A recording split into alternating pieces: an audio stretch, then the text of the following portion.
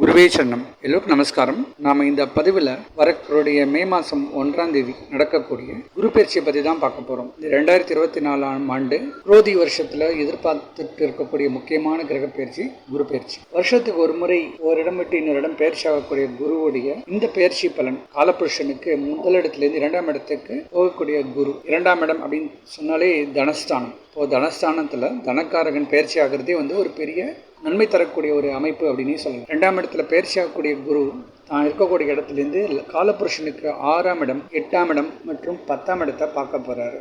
So அடுத்த ஒரு வருஷத்தில் குருவுடைய அமைப்பால் இப்படிப்பட்ட யோகம் இருக்குங்கிறத நம்ம பார்க்க போகிறோம். குரு பயிற்சி நடக்கும்போது இருக்கக்கூடிய கிரக நிலையை பார்க்க போகிறோம். அதுக்கு அடுத்தது ஒவ்வொரு ராசிக்கும் இந்த குரு பயிற்சி எப்படிப்பட்ட பலனை தரும் அப்படிங்கிறத டீட்டெயில்டாக பார்க்க போகிறோம். நீங்கள் இந்த சேனலுக்கு புதிய மெம்பர் அப்படின்னா இந்த சேனலை சப்ஸ்கிரைப் பண்ணிக்கோங்க. அப்போ தான் நான் வெளியிடக்கூடிய ஒவ்வொரு பதிவுகளும் உங்களுக்கு உடனுக்குடன் வரும். வரக்கூடிய மே மாதம் 1ஆம் தேதி 2024ஆம் ஆண்டு பிற்பகல் சுமார் 2 மணிக்கு குரு பகவான் மேஷராசிலேருந்து ரிஷபராசிக்கு பயிற்சி ஆகிறாரு. மேஷராசியிலேருந்து ரிஷபராசிக்கு வரக்கூடிய குரு பகவான் ரிஷபராசியிலிருந்து கன்னி ராசி, விருச்சிக ராசி மற்றும் மகர ராசியை அவர் தன்னுடைய 5, 7, 9ஆம் பார்வைகளால் பார்த்து சுபத்துவப்படுத்தப்படுறார். ஸோ இந்த அமைப்பில் பார்க்கும்போது யாருக்கெல்லாம் முதல்ல உடல் ஆரோக்கியம் இருக்கும், அதாவது நம்ம எல்லாருமே எதிர்பார்க்குறது என்னென்னா நல்ல ஆரோக்கியம், ஐஸ்வர்யம். ஸோ இதுதான் மெயின். நல்ல ஒரு உடல் ரீதியாக இருக்கக்கூடிய பிரச்சனைகளுக்கெல்லாம் நல்ல ஒரு தீர்வும், நம்ம கஷ்டப்படாமல் இருக்கிறதுக்கு ஒரு தேவையான பணமும் நமக்கு ஒரு இன்றியமையாத ஒரு விஷயமா இருக்குது. அந்த அமைப்பில் பார்க்கும்போது மேஷராசிலேருந்து ரிஷபராசிக்கு வரக்கூடிய குரு முதல்ல ரிஷபராசிக்காரர்களுடைய ஆரோக்கியத்தை அவர் அதிகப்படுத்துவார். ஏன்னா எப்பவுமே எந்த இடத்துல குரு இருக்காரோ அந்த இடத்த அவர் திக்பலம் கொடுத்துருவார். பொதுவாகவே குருவும் புதனும் ஒரு இடத்துல இருக்கும்போது அங்கே நல்ல ஒரு திக்பலத்தை கொடுத்து அந்த ராசிக்காரர்களுக்கு நல்ல ஒரு யோகத்தையும் கொடுத்துருவார். அந்த அமைப்பும்படி பார்க்கும்போது ரிஷபராசிக்காரர்களுக்கு பூர்ண ஆரோக்கியம் இந்த காலகட்டத்தில், அதாவது வரக்கூடிய இந்த குரு பயிற்சி காலகட்டத்தில் இருக்கும் அப்படின்னு சொல்லலாம்.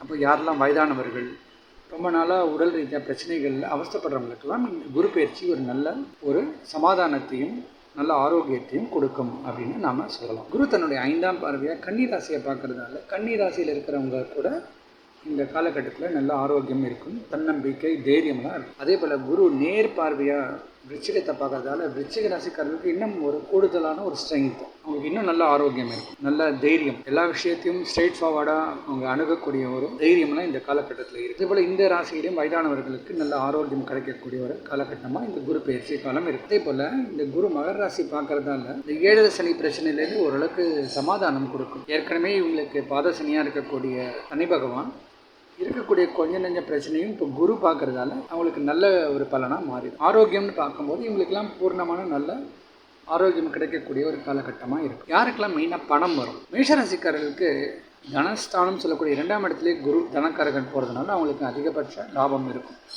ஸோ குடும்பத்துக்கு தேவையான பொருளாதார மேம்பாடெல்லாம் கிடைக்கிறதுக்கு சான்சஸ் இருக்குது. இதுக்கு அடுத்தது அஷ்டம சனியில் கஷ்டப்படக்கூடிய கடகராசிக்காரர்களுக்கு லாபத்தில் வர குருவால் நல்ல யோகம் இருக்குது. அவங்களுக்கு நல்ல பணம் வரதுக்கு சான்சஸ் இருக்குது. இதுக்கப்புறம் மகர ராசிக்கு 5ஆம் இடத்துல வரக்கூடிய குருவால் நல்ல லாபமாக இருக்கும். எப்பவுமே ஒரு சுப கிரகங்கள் திரிகோணஸ்தானத்தில் இருக்கும்போது நல்ல யோகத்தை கொடுக்குங்கிற அடிப்படையில் 5ஆம் இடத்துல இருக்கக்கூடிய குருவால் எதிர்பார்க்காத அதிர்ஷ்டமும் நல்ல பொருளாதார மேன்மையும் இருக்க சான்சஸ் இருக்குது. இதுக்கு அடுத்தது கன்னி ராசிக்கு குரு 8லேருந்து 9ஆம் இடத்துக்கு போகிறது ரொம்ப சந்தோஷமான டைம். இவங்களுக்கு நல்ல அதிர்ஷ்டம் கொடுக்கும். ஸோ தந்தையார் வழி சொத்துக்களும் எதிர்பாராத பணவரவும் ஏற்படக்கூடிய யோகம்லாம் இந்த கன்னி ராசிக்காரர்களுக்கு நல்லாயிருக்கும். இதுக்கு அடுத்தது பார்த்தா விருச்சிக ராசிக்காரர்களுக்கு 7ஆம் இடத்துல இருக்கக்கூடிய குருவால் தன்னுடைய ஃப்ரெண்ட்ஸாலேயோ பார்ட்னர்ஸாலேயோ நம்மளுடைய லைஃப் பார்ட்னர்ஸால் உங்களுக்கு நல்ல அனுகூலம் இருக்கக்கூடிய ஒரு காலகட்டமாக இருக்கும். ஸோ பொதுவாகவே குரு ஒரு ராசிக்கு 2, 11, 9, 7 இந்த மாதிரி இடங்கள்ல இருக்கும்போது நல்ல நன்மையை கொடுக்கும் அப்படின்னு சொல்லலாம். ஸோ அந்த அடிப்படையில் இந்த ராசிக்காரர்களுக்கெல்லாம் நல்ல யோகத்தை கொடுக்கும். நம்ம அந்த குரு பயிற்சி நடக்கக்கூடிய அந்த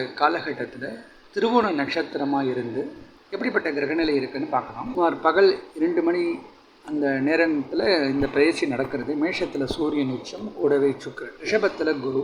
ஸோ பிற்பகல் 2 மணி அப்படின்னா அது சிம்ம லக்னமாக இருக்குது. இதுக்கு அடுத்தது கன்னியில் கேது, திருவோண நட்சத்திரங்கிறதால மகரத்தில் சந்திரன், கும்பத்தில் சனி, மீனத்தில் புதன், செவ்வாய், ராகு. இப்படிப்பட்ட கிரகநிலை தான் இந்த குரு பயிற்சி காலகட்டத்தில் இருக்குது. இப்போ நாம் இந்த கிரகநிலையை வச்சுட்டு அடுத்த ஒரு வருஷம் இந்த குருவுடைய அமைப்பால் எந்தெந்த ராசி இப்படிப்பட்ட யோகம் இருக்கும், என்னெல்லாம் நன்மை கிடைக்கும் அப்படிங்கிறத நம்ம தனித்தனி வீடியோவாக பார்க்க போகிறோம். நம்ம சொல்லக்கூடிய இந்த கோச்சார பலன்லாம் சுமார் 20% வரைக்கும் தான் அவங்களுக்கு நன்மை சேர்க்கும். பொதுவாகவே சுயஜாதகம் தான் எப்பவுமே வேலை செய்யும். அதனால் ஒருத்தருக்கு நான் சொல்லக்கூடிய பலன்களில் கொஞ்சம் குறைச்சலாக இருந்ததுன்னா மனசு வருத்தப்பட வேண்டாம். ஏன்னா அவங்களுடைய சுயஜாதகம் நல்லா இருந்ததுன்னா இந்த குரு பயிற்சியை தாண்டி அவங்களுக்கு நன்மை தான் நடக்கும். ஒருவேளை ஒருத்தருக்கு சுயஜாதகம் சரியாக இல்லை அப்படின்னா இந்த குரு பயிற்சி ஓரளவுக்கு சாதகமாக இருந்ததுன்னா அவங்களுடைய கஷ்டங்கள் கொஞ்சம் குறையும். ஸோ அப்படி தான் நம்ம சமாதானப்படுத்துக்கணுமே தவிர இந்த கோச்சாரத்தில் இருக்கக்கூடிய பலன்கள் அப்படியே முழுசாக நமக்கு நன்மையாக மாற்றிடுங்கிறது அடிப்படையாக நம்ம நினைக்கிறது தவறு. ஒருவேளை சுயஜாதகமும் நல்லா ஒரு சிறப்பான ஒரு அமைப்பில் இருந்து நடப்பு தசாபக்திகளும் சிறப்பாக இருந்து இப்போ நடக்கக்கூடிய குரு தசையும் நல்ல ஒரு யோகத்தில் இருந்தது அப்படின்னா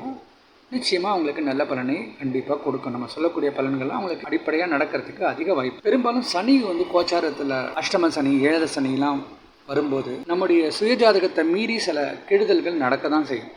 ஆனால் குரு அப்படி கிடையாது. குரு ஒரு இயற்கை சுபர், முதன்மை சுபர். குருவுடைய பலன்கள், குரு இருக்கக்கூடிய இடம், பார்க்கக்கூடிய இடங்கள்லாம் நல்ல சுபத்துவம் அடைஞ்சு ஜாதகருக்கு நல்ல அமைப்பை கொடுக்கும். ஆனால் அதே சமயத்தில் சுயஜாதகத்துக்கு ஏற்ப அவங்களுடைய பலன்கள் மாறும். பெரும்பாலும் சுயஜாதகம் தான் 75 to 80% ஒர்க் பண்ணும். இந்த கோச்சார பலன் ஒரு 20% வரைக்கும் அவங்களுக்கு நன்மையை தரும். இப்போ நம்ம மேஷம் முதல் மீனம் வரைக்கும் ஒவ்வொரு ராசிக்கும் எப்படிப்பட்ட பலன் இந்த குரு பயிற்சி கொடுக்குங்கிறத நம்ம பார்க்க போகிறோம்.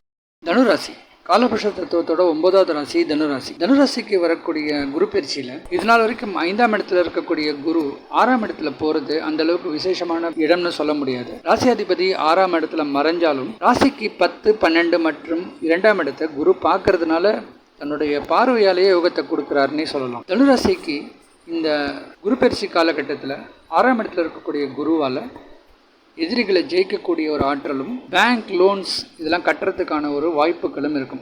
இப்போ யாருக்கெல்லாம் லோன் பெண்டிங்கில் இருக்கோ அவங்களால இந்த காலகட்டத்தில் லோன்லேருந்து வெளியில் வர முடியும். அதே போல் புதுசாக அவங்களுக்கு லோன் எடுக்கவும் முடியும். இப்போ ஏதோ ஒரு வீடு வாங்குறாங்க, வண்டி வாங்குறாங்கன்னா அவங்களுக்கு லோன் கிடைக்கும். அதே போல் இவங்க யாருக்கோ பணம் கொடுத்துருந்தாங்கன்னா அந்த பணம் இவங்களை தேடி வரதுக்கான ஒரு சூழலும் இருக்கும். 6ஆம் இடத்தை அவர் சுபத்துவப்படுத்துறதால பிஸ்னஸில் எதிரிகளை ஜெயிக்க முடியும், காம்படிட்டர்ஸை ஜெயிக்க முடியும். பெண்களுக்கும் இந்த காலகட்டத்தில் நல்ல யோகத்தை கொடுக்கும். பெண்களுக்கு வீட்டில் நிறைய சப்போர்ட் இருக்கும், உடல் ஆரோக்கியம் நல்லா இருக்கும். அதோட நம்ம தன்னுடைய நெய்பர்ஸாக இருக்கலாம், ஃப்ரெண்ட்ஸாக இருக்கலாம், இவங்களுக்கு ரொம்ப சப்போர்ட்டிவாக இருப்பாங்க. அப்போ ஈவன் அவங்களுடைய எதிரிகள் கூட இவங்களை நண்பர்களாக மாறக்கூடிய சூழல் இருக்கும். குருவுடைய பார்வை 10ஆம் இடத்துல விழுறதால நிறைய வேலை வாய்ப்புக்கெல்லாம் இந்த காலகட்டத்தில் அமையறதுக்கு சான்ஸ் இருக்குது. அப்போ வேலை இல்லாதவர்களுக்கு நல்ல வேலை வாய்ப்பும், வேலையிலே ஒரு சில பேருக்கு நல்ல ஒரு ப்ரொமோஷன், இன்க்ரிமெண்ட் போன்ற சுப நிகழ்வுகள் ஏற்படக்கூடிய ஒரு சூழலாம் இருக்குது. நிறைய பேருக்கு ஐடி துறையில் வேலை கிடைக்கக்கூடிய யோகமும், அக்கௌண்ட்ஸ் அண்ட் ஃபினான்ஸ் டிபார்ட்மெண்ட்டில் வேலை கிடைக்கக்கூடிய யோகமும் சில பேருக்கு இருக்க சான்ஸ் இருக்குது. குருவுடைய பார்வை விருச்சிகம்ங்கிற இடமான 12ஆம் இடத்தை பார்க்கறதுனால வெளிநாடு பயணம் ஏற்பட வாய்ப்பு இருக்குது. ஒரு சிலருக்கு ஒரு இடம் விட்டு இன்னொரு இடம் பயணம் பண்ணுறதுக்கான ஒரு வாய்ப்புலேருந்து வெளிநாடு போகிற அளவுக்கு பெரிய வாய்ப்பு வரைக்கும் வரதுக்கு சான்ஸ் இருக்குது. இப்போ குறைஞ்சபட்சம் ஒரு ஊரை விட்டு ஊருக்காவது போயிட்டு வரதுக்கான யோகம் இருக்கும். அதிகபட்சம் சுபத்துவம் அவங்களுடைய பர்சனல் ஹாரோஸ்கோப்போடைய வலிமைக்கு ஏற்ப அவங்களால வெளிநாடு வரைக்கும் போயிட்டு வரதுக்கான வாய்ப்பு இருக்குது. மாணவர்கள்லாம் வெளிநாட்டில் போய் படிக்கிறதுக்கான யோகம் இருக்கும். வேலை விஷயமாகவும் ஒரு சிலருக்கு வெளிநாடு போகிறதுக்கோ, பிஸ்னஸ் விஷயமாக வெளிநாடு போகிறதுக்கான வாய்ப்பெல்லாம் இருக்கும். குருவுடைய பார்வையால் சுப விரயங்கள் அதிகமாக இருக்கும். அப்போது திருமணம், கிரகப்பிரவேசம் போன்ற நல்ல நிகழ்ச்சிகளுக்காக அதிக செலவு பண்ணக்கூடிய யோகம் இருக்குது. ஒரு சில பேர் தான தர்மத்துக்காக நிறைய பணம் செலவு பண்ணுவாங்க. அப்போ இந்த காலகட்டத்தில் திருமணம் ஆகாதவர்களுக்கெல்லாம் திருமணம் ஆகக்கூடிய யோகமும், பிரிந்த தம்பதிகள் சேர்ந்து வாழக்கூடிய யோகமும் இருக்க சான்ஸ் அதிகமாக இருக்குது. இந்த ராசிக்கு 2ஆம் இடத்தை குரு பார்க்கறதால குடும்பம் அமையக்கூடிய சூழலும், குடும்பத்துக்கு தேவைப்படக்கூடிய பொருளாதார ஒரு மேம்பாடு அமையக்கூடிய ஒரு சூழலும் இருக்குது. பேசி ஜெயிக்க முடியும். யாரெல்லாம் கம்யூனிகேஷனை பிரதானமாக வச்சு வேலை பண்ணுறாங்களோ அவங்களுக்குலாம் நல்ல அமைப்பாக இருக்கும். குறிப்பாக இந்த ராசியில் இருக்கக்கூடிய உபன்யாசகர்கள், ஜோதிடர்கள், எண்கணிதம், நியூமராலஜி போன்ற கன்சல்டிங் ஒர்க் பண்ணுறவங்களுக்கெல்லாம் ஓரளவுக்கு நன்மை தரும் அப்படின்னு சொல்லலாம். அதுக்கு அடுத்தது சித்தா, ஆயுர்வேதிக் மெடிசன்ஸ் இதில் டாக்டர்ஸாக இருக்கிறவங்க, கன்சல்டிங் பண்ணுறவங்களுக்கெல்லாம் ஓரளவுக்கு நன்மை தரக்கூடிய அமைப்பாக இருக்கும். 4ஆம் இடத்துலேயே இருக்கக்கூடிய ராகுவால் ஒரு சிலருக்கு பங்கு சந்தையில் லாபமும், அவங்களுடைய இன்வெஸ்ட்மெண்ட்டில் ஒரு சில லாபங்கள் பார்க்கக்கூடிய யோகமும் இந்த காலகட்டத்தில் இருக்குது. ஒரு சிலருக்கு சொந்த வீடு கட்டுறதுக்கான யோகமும், ஒரு புதிய வீட்டுக்கு குடி போகக்கூடிய யோகம்லாம் கூட இருக்கும். ஒரு சிலருக்கு வண்டி வாகன சேர்க்கை அமையக்கூடிய சூழல் இருக்கும். தனுராசிக்கு குருவுடைய ஸ்தானபலம் சரியாக இல்லைன்னா கூட குருவுடைய பார்வையால் நிறைய யோகங்கள் இருக்குன்னே சொல்லலாம்.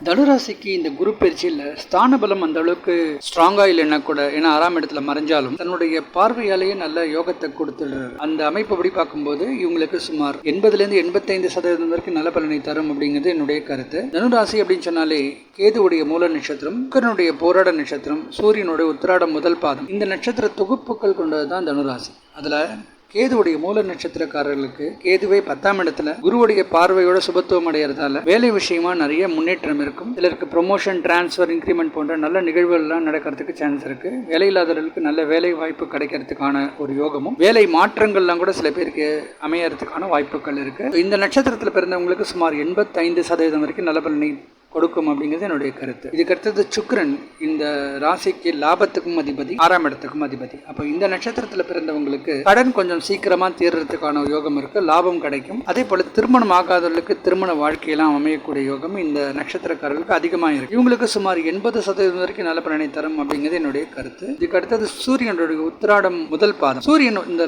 ராசிக்கு 9ஆம் இடத்து அதிபதியாக வரதால தந்தையார் வழி சொத்துக்கள் கிடைக்க யோகமும், தந்தையார் வழி சப்போர்ட் இருக்கக்கூடிய ஒரு காலகட்டமாக இருக்கும். ஒரு சிலருக்கு அரசாங்கத்தில் சப்போர்ட் ஏற்படும், அரசாங்க வேலைகள் கிடைக்கிறதுக்கான யோகமும்.